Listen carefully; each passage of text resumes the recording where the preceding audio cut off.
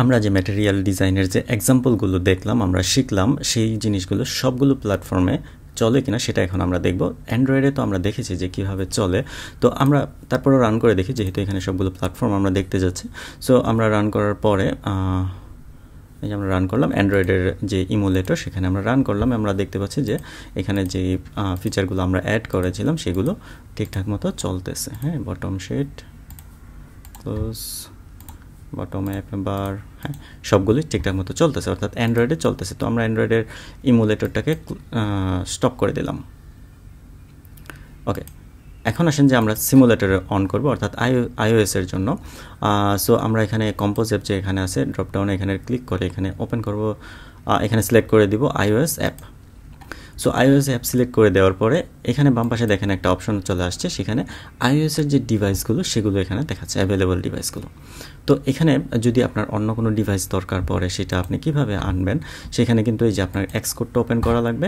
এক্সকোডটা open করে আপনি যে কোনো একটা প্রজেক্ট নেবেন, আমি এই প্রজেক্টটাও দেখাচ্ছি না, যে কোনো একটা প্রজেক্ট নেবেন। হ্যাঁ, যে কোনো একটা প্রজেক্ট নেবেন, হিজিবিজি একটা প্রজেক্ট নিলাম, একটা হ্যালো ওয়ার্ল্ড বা একটা কিছু নেওয়ার পর এখানে দেখবেন আপনার এই যে এখানে ম্যানেজ রান ডায়াগনস্টিক্স সিমুলেটর, এখানে প্লাসে ক্লিক করবেন।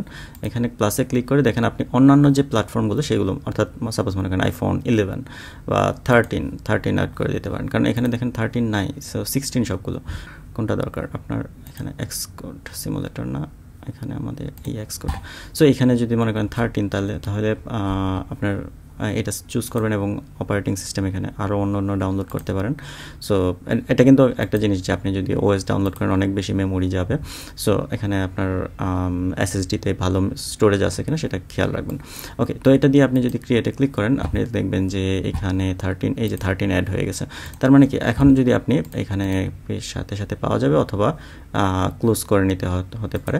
সো আমি যদি এক্সকোডটা ক্লোজ করে ফেলি, কারণ এক্সকোডের এখানে লিস্টে চলে আসছে না, 13 চলে আসছে।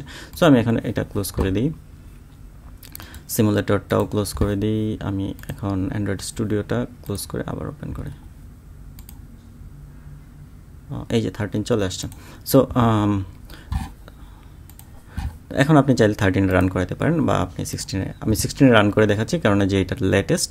সো আমরা এখন রান করব। তো দেখে দিলাম যে আপনি অন্যান্য যদি আইফোনে ব্যবহার করতে চান বা অন্যান্য ভার্সনে ব্যবহার করতে চান, আইফোনের অন্যান্য ভার্সনে ব্যবহার করতে চান, সেটা কীভাবে করবেন।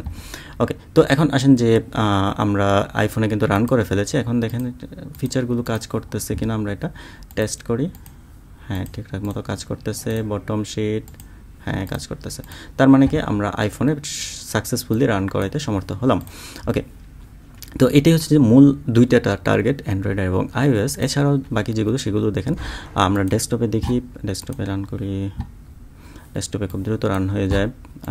দেখেন ডেস্কটপে কাজ করতেছে কিনা, ক্লোজ, এবং বটম শেড, ক্লোজ, হ্যাঁ, সবগুলি দেখেন ঠিকঠাক মতো কাজ করতেছে ডেস্কটপে।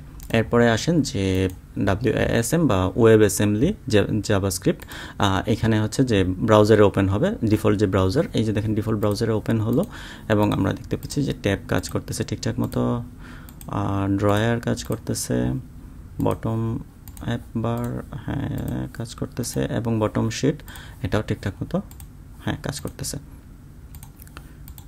সো সবগুলো প্ল্যাটফর্মেই কিন্তু এই জিনিসগুলো কাজ করতেছে, ম্যাটেরিয়াল ডিজাইনের যে কম্পোনেন্টগুলো সবগুলোই কিন্তু কাজ করতেছে। সো আশা করি আপনারা এইগুলো কাজে লাগাতে পারবেন। এবং একটা জিনিস সেটা হচ্ছে যে আমরা মেইনলি ফোকাস করি অ্যাপ ডেভেলপমেন্টের সময় অ্যান্ড্রয়েড এবং iOS-কে, আপনারাও এই দুটোকে মেইনলি ফোকাস করে আগাবেন।